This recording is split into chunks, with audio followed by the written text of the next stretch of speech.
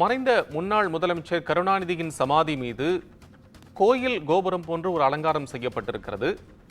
அந்த அலங்காரத்திற்கு முன்னதாக நின்று அமைச்சர் சேகர் பாபு மரியாதை செய்யக்கூடிய விதமாக கருணாநிதி அவர்களது சமாதியின் சென்று மரியாதை செய்யக்கூடிய நிமித்தமாக இன்று காலையில் நடந்த இந்த நிகழ்வு தற்போது பேசுபொருளாகி வருகிறது, பெரும் விவாதத்திற்கு உள்ளாகி இருக்கிறது.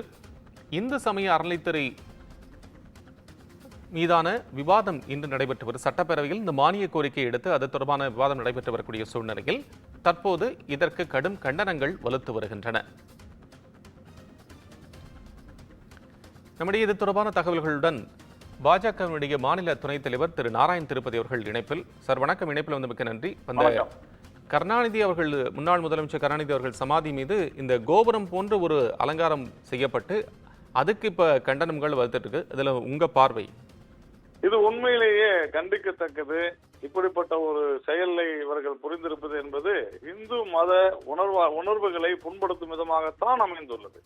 கோபுர தரிசனம் கோடி புண்ணியம் என்று சொல்வார்கள். அந்த அளவிற்கு நம்முடைய வழிபாட்டு முறைகளில கோபுர தரிசனத்தை, அதாவது கோபுரத்தை பார்த்தாலே போதும் நாம வந்து சாமியை பார்த்த மாதிரின்னு சொல்லுவாங்க. அந்த அளவிற்கு கோபுரத்திற்கு உண்டான புனிதத்தன்மை உண்டது.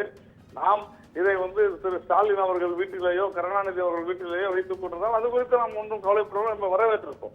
ஆனால் கருணாநிதி அவர்களை உடலை புதைத்த இடத்துல சமாதியில இதை வைக்க வேண்டுமா அப்படின்றதான் நம்முடைய கேள்வி. இது தவறு அல்லவா? இல்ல, அது ஒரு வெறும் அலங்கார விஷயமா மட்டும் அதை எடுத்துக்க முடியாதா? அவர் வந்து இப்ப என்னன்னா முன்னாடி இன்னைக்கு மானிய கோரிக்கை நடக்குது, அதனால போய் ஒரு மரியாதை நிமித்தமா அங்க போயிருக்கிறார் அப்படிங்கிற அந்த ஏங்கிள் பார்க்க கூடாது.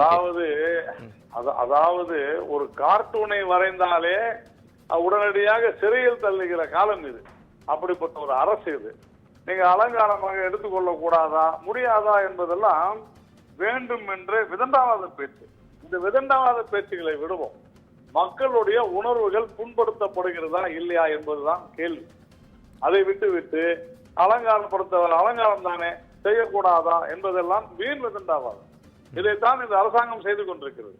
இதனால்தான் சொல்கிறோம், அறநிலையத்துறையை ஆலயத்தை விட்டு வெளியேறுங்க. இது தவறானது, கண்டிக்கத்தக்கது. உடனடியாக அதை எடுக்க சொல்ல வேண்டும். அதுதான் ஒரு பொறுப்புள்ள முதலமைச்சருக்கு அழகு என்று நான் கருதுகிறேன்.